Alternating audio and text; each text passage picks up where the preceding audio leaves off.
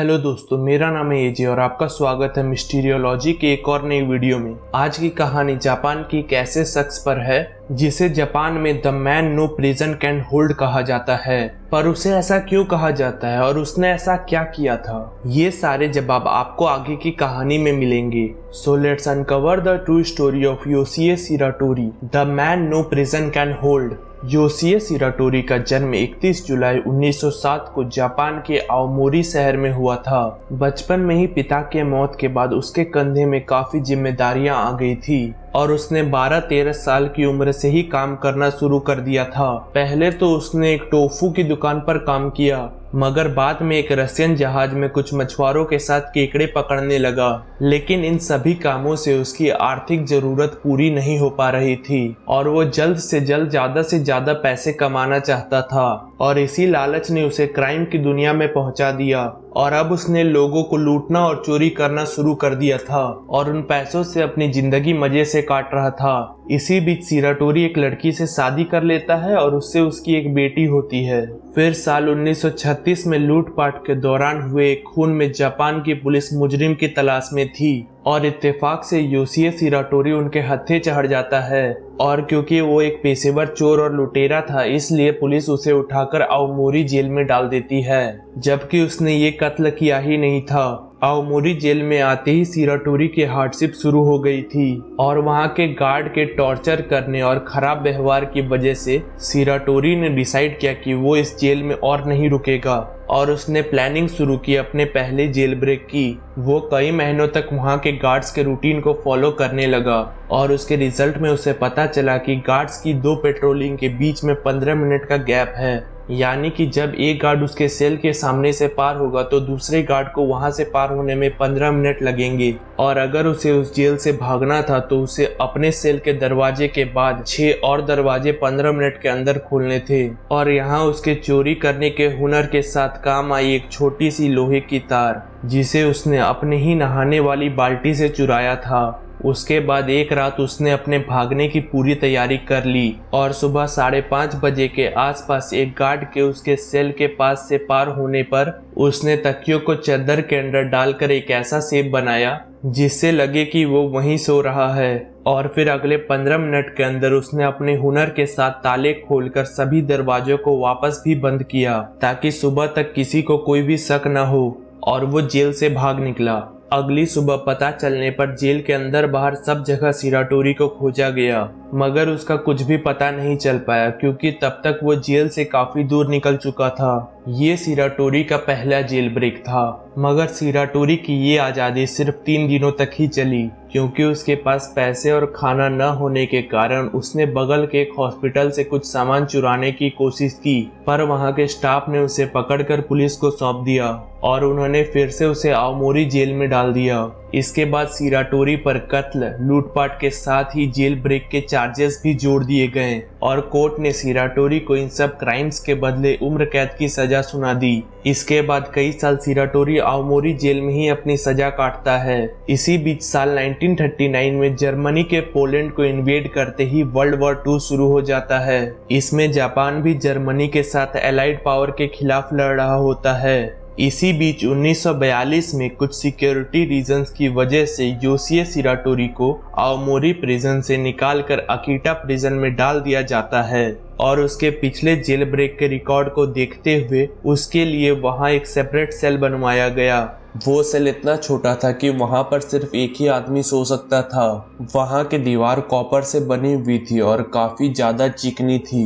उस सेल के छत को दूसरे सेल के मुकाबले 2 गुना ऊंचा बनवाया गया था और सिर्फ एक ही खिड़की उस सेल के सीलिंग पर थी। अकीता जेल में आते के साथ ही वहां के गार्ड्स ने उसे मारना और पीटना शुरू कर दिया था। इसके अलावा उससे काम भी ज्यादा करवाया जाता था। शिराटोरी को 24 घंटे हथकड़ी लगाकर रखा जाता था और ना तो उसे ठंड के कपड़े दिए जाते और उसे जमीन में सोने के लिए टॉर्चर भी किया जाता था। सिर्फ उस जेल का जो हेड गार्ड था जिसका नाम कोबायाशी था, वो उससे अच्छा बर्ताव करता था और कई बार दूसरे गार्ड्स को भी उसे मारने से रोकता था। इसके बाद कई महीने बीत जाते हैं लेकिन वहां के गार्ड्स ने शिराटोरी को टॉर्चर करना नहीं छोड़ा। तभी तारीख आती है 15 जून 1942 की। उस दिन आधी रात में पहरे के दौरान जब एक गार्ड शिराटोरी के सेल में झांकता है तो वो अपनी आंखों पर विश्वास नहीं कर पा रहा था, क्योंकि शिराटोरी एक बार फिर जेल से गायब हो चुका था।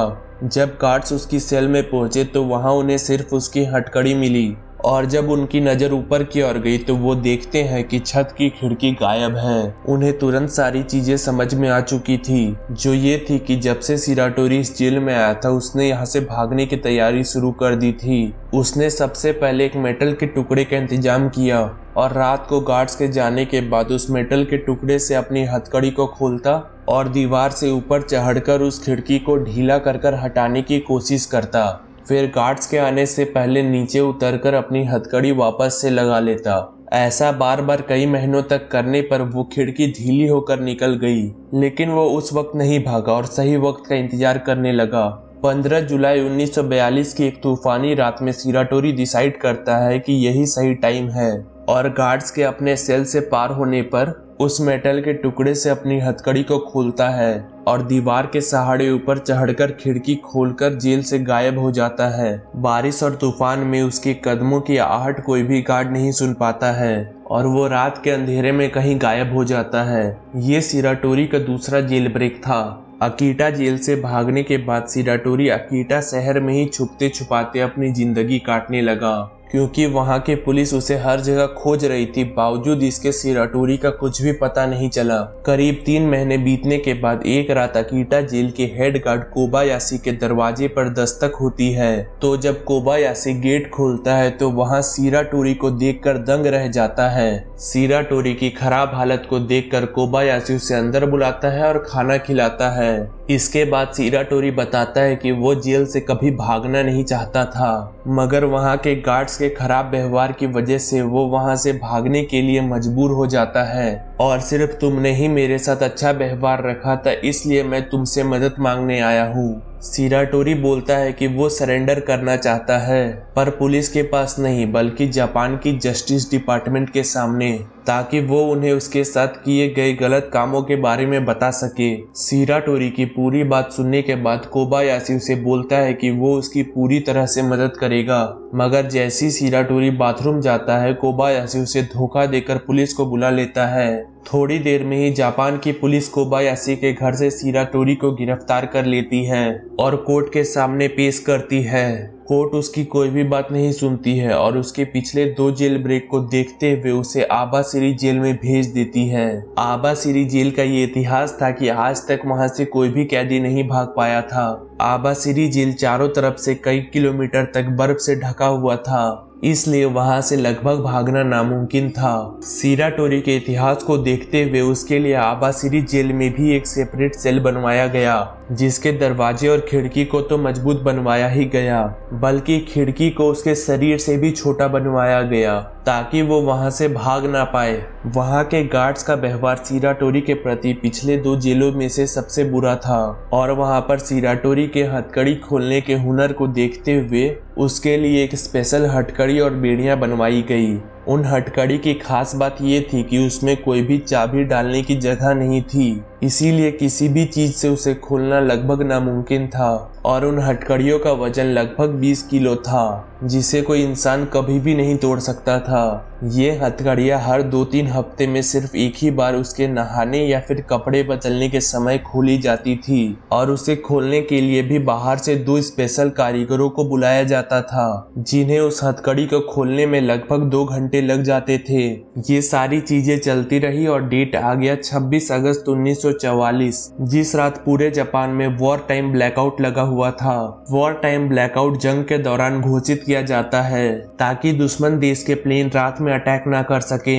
इस वक्त घर की सभी लाइटों को ऑफ कर दिया जाता है ताकि थोड़ी सी भी रोशनी बाहर ना जाए। तो 26 अगस्त 1944 को जब पूरे जापान में वॉर टाइम ब्लैकआउट हुआ था, तब आबासिरी जेल के एक गार्ड को किसी के छत पर चलने की आवाज आती है, और जब वो वहां चेक करने जाता है तो वहां उसे कोई भी नहीं मिलता है। इसी बीच जब वो गार्ड शिराटोरी के सेल में झांकता है तो उसकी आंखें फटी की फटी रह जाती है, क्योंकि जो 20 किलो की हथकड़ियां शिराटोरी को पहनाई गई थी वो एक किनारे में पड़ी हुई थी, और शिराटोरी तीसरी बार जेल तोड़कर भाग चुका था। तो अब सवाल आता है आखिर कैसे, और इसका जवाब है कि सिराटोरी इस जेल ब्रेक की तैयारी पिछले 6-7 महीनों से कर रहा था। दरअसल उस जेल में सिराटोरी को खाने के साथ एक बाउल मिसो सूप मिलता था और वो उसी में से थोड़ा सा पोर्शन बचा कर रख लेता था। जब गार्ड्स उसे नहीं देख रहे होते थे तो वो उस बचे हुए मिसो सूप को अपनी बेड़ियों के साथ साथ वहां के दरवाजे की खिड़की में भी गिरा देता था। ऐसा उसने करीब 6 से 7 महीनों तक किया ताकि मिसो सूप में मौजूद नमक की वजह से उसकी हथकड़ी और दरवाजे के लोहे के फ्रेम में जंग लग जाए। 6 महीने की लगातार मेहनत के बाद सिराटोरी की तरकीब काम कर गई और उसकी हथकड़ी के साथ ही दरवाजे के मेटल फ्रेम में रिएक्शन हुआ और जंग लगना शुरू हो गया।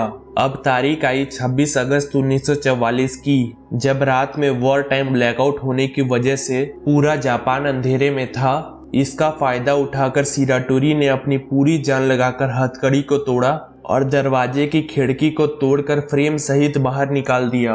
पर अभी एक प्रॉब्लम थी और वो ये थी कि सेल की सभी खिड़कियों को उसके शरीर के साइज से छोटा बनवाया गया था ताकि वो वहां से भाग ना पाए। तब सिराटोरी ने एक तरकीब लगाकर अपने दोनों कंधों को डिसलोकेट किया और उस खिड़की से निकल गया।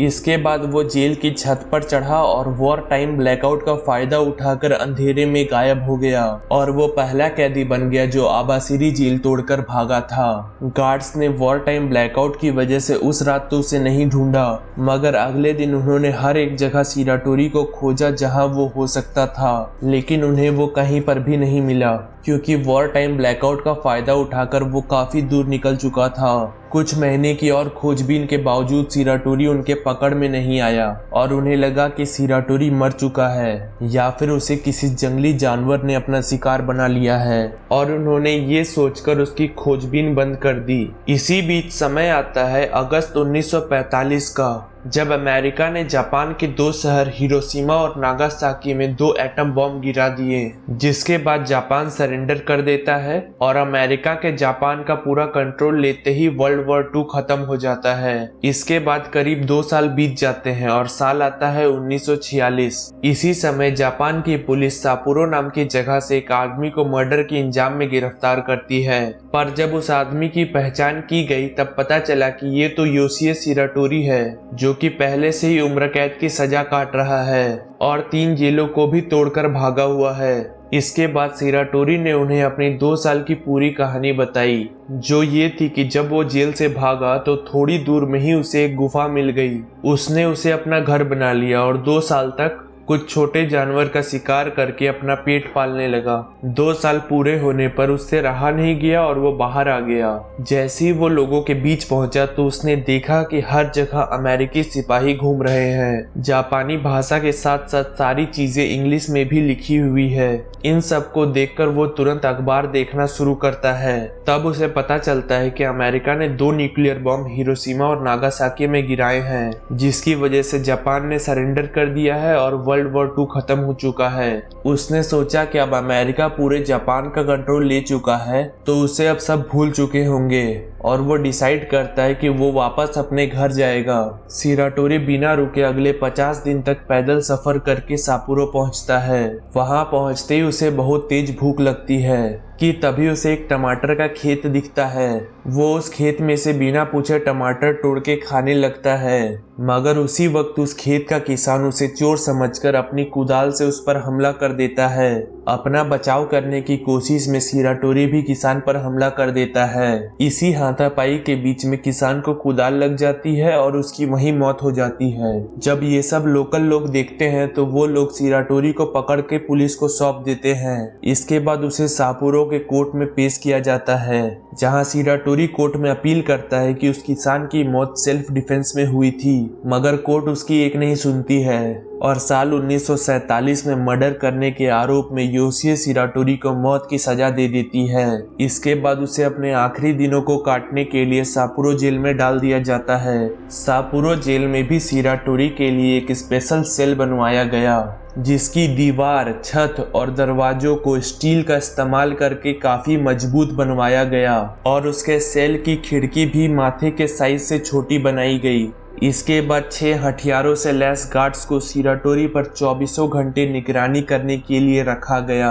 लेकिन सिराटोरी को इस बार हथकड़ी नहीं पहनाई गई क्योंकि गार्ड्स को अपनी सिक्योरिटी पर पूरा भरोसा था।